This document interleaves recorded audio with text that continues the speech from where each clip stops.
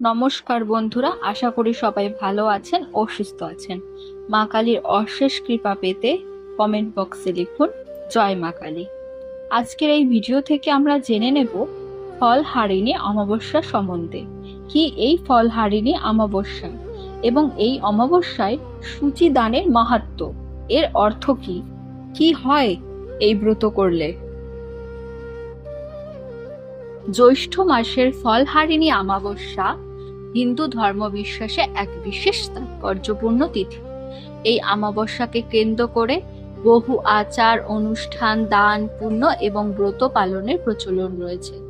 বাংলার গ্রাম অঞ্চল থেকে শুরু করে শহরের জীবনেও এই দিনের গুরুত্ব কম নয়। বিশেষ করে সূচি দান বা সূচ দান করার প্রথা নিয়ে মানুষের মধ্যে কৌতূহল ও ভক্তিভাব দুটোই লক্ষ্য করা যায়।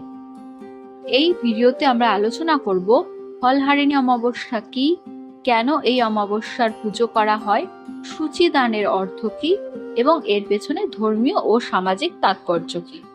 প্রথমেই ফলাহারিণী শব্দটির অর্থ বোঝা দরকার। ফল অর্থাৎ কর্মফল এবং হারিণী অর্থাৎ যিনি হরণ করেন বা দূর করেন।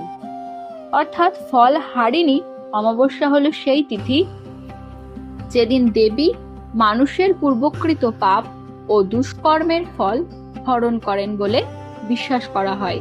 এই কারণে এই দিনটিকে পাপমোচনের দিন হিসেবেও গণ্য করা হয়ে থাকে। অনেক ভক্ত বিশ্বাস করেন এই দিনে নিষ্ঠার সঙ্গে উপবাস, পুজো ও দান করলে জীবনের নানা দুঃখ কষ্ট লাঘব হয় এবং শুভ ফল লাভ হয়। জ্যৈষ্ঠ মাসটি সাধারণত গ্রীষ্মকালের অন্তর্গত এবং এই সময় প্রকৃতিতে এক ধরনের ক্লান্তি ও কঠোরতার ছাপ দেখা যায়। তীব্র রোদ, খরা, জলাভাব সব মিলিয়ে জীবনযাত্রা কিছুটা কঠিন হয়ে ওঠে। এই প্রেক্ষাপটে ফলহারিণী অমাবস্যা মানুষের মনে এক ধরনের আশ্রয় ও আধ্যাত্মিক শান্তির বার্তা নিয়ে আসে। মানুষ বিশ্বাস করে এই দিনে দেবীর আরাধনা করলে জীবনের কষ্ট কিছুটা লাঘব হয় এবং মানসিক প্রশান্তি লাভ করা যায়।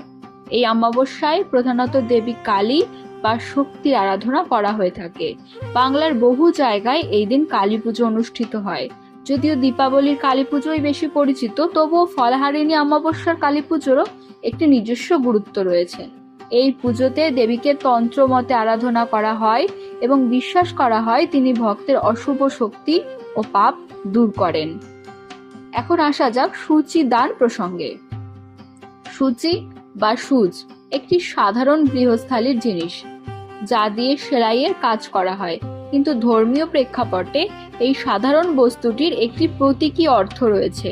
সূচি দান করার মাধ্যমে মানুষ নিজের জীবনের ক্ষুদ্র ক্ষুদ্র পাপ বা ত্রুটি দূর করার প্রার্থনা করে। সূচ যেমন কাপড়ের ছেঁড়া অংশ জোড়া লাগায়, তেমনি এই দানের মাধ্যমেও জীবনের ভাঙন, ভুল এবং পাপকে সংশোধনের ইচ্ছে প্রকাশ করা হয়। অনেক পুরাণ কথায় উল্লেখ আছে যে অমাবস্যার অন্ধকার মানুষের অন্তরের অজ্ঞানতা ও পাপের প্রতীক। এই অন্ধকার দূর করতে প্রয়োজন জ্ঞান ও সৎকর্ম। সূচিদান সেই সৎকর্মের একটি প্রতীকী রূপ। এটি খুবই ছোট্ট একটি দান, কিন্তু এর মাধ্যমে বোঝানো হয় যে সামান্য সৎকর্মও মানুষের জীবনে বড় পরিবর্তন আনতে পারে। সূচিদানের আরেকটি সামাজিক দিকও রয়েছে। প্রাচীনকালে সমাজে অনেক দরিদ্র মানুষ ছিলেন যারা নিত্য প্রয়োজনীয় জিনিস সংগ্রহ করতে পারতেন না। সুচ, সুতো ইত্যাদি তাদের কাছে ছিল মূল্যবান, কারণ এগুলোর মাধ্যমে তারা তাদের নিজেদের পোশাকের মেরামত করতে পারত। তাই সূচি দানকে একদিকে যেমন ধর্মীয় পুণ্য লাভের মাধ্যম, অন্যদিকে দরিদ্রদের সহায়তার একটি বাস্তব উপায়ও ছিল। এই অমাবস্যায় পুজো সাধারণত উপবাস, মন্ত্রোচ্চারণ, প্রদীপ প্রজ্বলন এবং দেবীর উদ্দেশ্যে নৈবেদ্য নিবেদনের মাধ্যমেই সম্পন্ন হয়। অনেক ভক্ত সারাদিন উপবাস থেকে সন্ধ্যায় পুজো করেন। কেউ কেউ ব্রাহ্মণ বা দরিদ্র ব্যক্তিকে দান করে থাকেন, যার মধ্যে থাকে খাদ্য, বস্ত্র, সূচি এইসব। আচার অনুষ্ঠানের মাধ্যমে মানুষের মধ্যে আত্মসংযম, দয়া এবং সহমর্মিতার চর্চা হয়। ফলহারিণী অমাবস্যার আরেকটি গুরুত্বপূর্ণ দিকও রয়েছে, সেটি হলো আত্মশুদ্ধি। মানুষ এই দিনে নিজের ভুল ত্রুটি নিয়ে ভাবনা করে এবং সেগুলি সংশোধনের সংকল্প গ্রহণ করে। আধুনিক জীবনে আমরা সবাই প্রায় ব্যস্ততার কারণে নিজের ভেতরের দিকটি ভুলে যাই। এই ধরনের তিথি আমাদের সেই সুযোগ দেয় নিজেকে নতুনভাবে গড়ে তোলার, নিজের ভুল থেকে শিক্ষা নেওয়ার। এছাড়া এই অমাবস্যা নারীদের জন্য বিশেষ তাৎপর্যপূর্ণ বলেও বিবেচিত হয়। অনেক নারী এই দিনে ব্রত পালন করে পরিবারের মঙ্গল কামনায়। তারা বিশ্বাস করেন এই ব্রতের মাধ্যমে সংসারে শান্তি ও সমৃদ্ধি আসে এবং পরিবারের সদস্যদের ওপর দেবীর আশীর্বাদ সর্বদা বজায় থাকে। ধর্মীয় বিশ্বাসের বাইরে থেকেও এই অমাবস্যার একটি সাংস্কৃতিক গুরুত্বও রয়েছে। এটি আমাদের ঐতিহ্য ও সংস্কৃতির অংশ, যা প্রজন্মের পর প্রজন্ম ধরে চলে আসছে। এই ধরনের আচার অনুষ্ঠান মানুষকে তার শিকড়ের সঙ্গে যুক্ত রাখে এবং সমাজে একটি ঐক্যবোধ তৈরি করে। তবে আধুনিক যুগে এইসব আচার নিয়ে নানা প্রশ্ন উঠেছে।